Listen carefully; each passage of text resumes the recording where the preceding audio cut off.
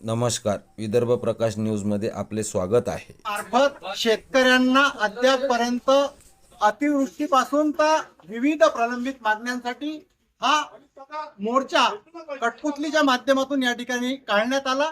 सर्वसामान्य नागरिकांसह राज्याच्या सर्वसामान्य शेतकऱ्यांना हा प्रश्न पडलेला आहे की राज्य शासनात शेवटी हा कठपुतलीची भूमिका निभावतोय कोण आणि मुख्यमंत्र्यांची नेमकी भूमिका काय। अशात आमच्यासोबत शेतकरी नेते तथा तालुका अध्यक्ष प्रदीप बंड यांच्यासोबत आम्ही सरळ बोलतोय। प्रदीप बंड यांचं याच्यावर काय मत आहे?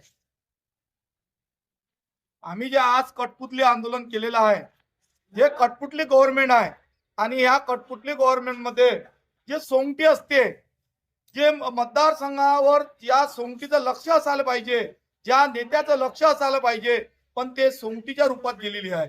त्यामुळे सर्व शेतकऱ्याला आम्हाला रस्त्यावर यावं लागत आहे। आज शेतकऱ्यासाठी जर एखादा बोलला तर त्याला शिवगाळ केल्या जाते, शेतकऱ्यासाठी एखादा बाहेर निघाला तर त्याच्यावर कारवाया केल्या जाते। परंतु हे किती दिवस शेतकऱ्यांना आम्ही सहन करायचं आहे। म्हणून या कठपुतली गव्हर्नमेंट मधल्या ह्या सोंगटीला जाग यासाठी आणि जे शेतकऱ्याचे पैसे अडलेले आहे, जे 11,000 शेतकरी आहे या पूर्ण मतदारसंघातले तालुक्यातले, यांचे जे हक्काचे पैसे आहे ते अजूनपर्यंत 4 वेळा केवायसी करूनही मिळाले नाही, ते पैसेही मिळाले पाहिजे।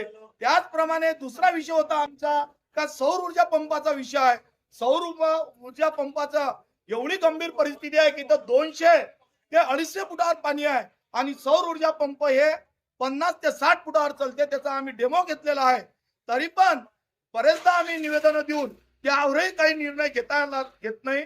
आणि वरच्या लेवलला जेव्हा अधिकाऱ्यासोबत जेव्हा बोललो आम्ही इथून, ते म्हणते हा निर्णय वरच्याचा आहे।